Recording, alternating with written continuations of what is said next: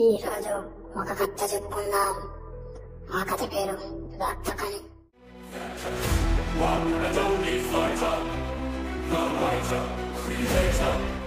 రక్తకణి కథ రత్నగిరి పర్వతంతో ముడిపడి ఉంది. రత్నగిరి పర్వతం అనే కోనకి మరో పేరే రత్నగిరి కోట. ఈ కోనకి రాజు కోయదొరలా పిలువబడి హిరణ్యాక్షుడు.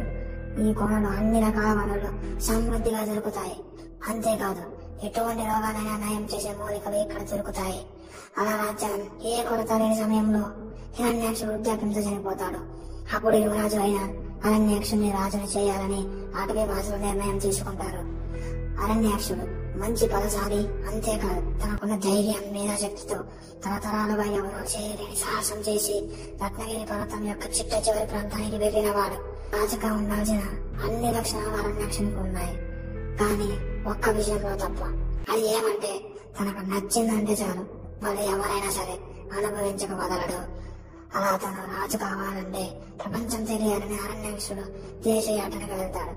అలా వెళ్ళి వివిధ రాజ్యాలు, అందులోని కష్టాలు, సుఖాలు, బానిసత్వ బతుకులు, దోపిడీలు అలా అన్ని పరిశీలిస్తూ జహానాపూర్కి వెళ్తాడు. అది చాలా చిన్న రాజ్యం. అక్కడ వాళ్ళందరూ సాధు జంతువుల్లాగా ఉంటారు, రాజుతో సహా. అక్కడ కొట్రలు కూతంత్రాలకు చోటు ఉండదు.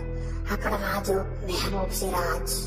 అరణ్యాక్షునికి ఆ రాజు యొక్క భార్య మీద కన్ను పడింది. ఆమె పేరు రక్తకహాని. ఆమె మంచితనం, అమాయకత్వంతో విరబోసిన మల్లె పువ్వులతో బానిస చేసే కత్తిలా మెడలో ఎర్రటి పగడం వేసుకొని అలా నడుస్తూ ఉంటే ప్రపంచమంతా తన కింద కట్టు బానిసే. అలాంటి అందాన్ని చూసిన అరణ్యాక్షుడు ఆమెను బలవంతంగా తన రాజ్యానికి తీసుకువెళ్లాడు. అక్కడ ఎన్ని ప్రయత్నాలు చేసినా ఆమె యువరాజుకి లొంగలేదు. ఆతృత తట్టుకోలేక యువరాజు ఆమెను బలవంతంగా అనుభవిస్తున్నాడు. అలాగే ఆమెపై ప్రేమను కూడా పెంచుకున్నాడు. తనకి ఎన్నో బహుమతులు సమర్పిస్తూ ఉన్నప్పటికీ ఆమె వాటిని తిరస్కరిస్తూ వచ్చింది.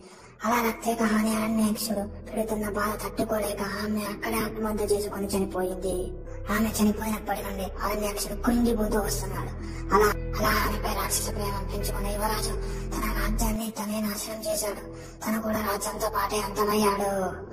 కానీ రక్తకహాని ఇప్పటికీ ఆ రాజ్యంలోనే ఉన్నది. రక్తకహాని అనే పేరుని రక్తకణిగా మారిందని అందరూ అంటున్నారు.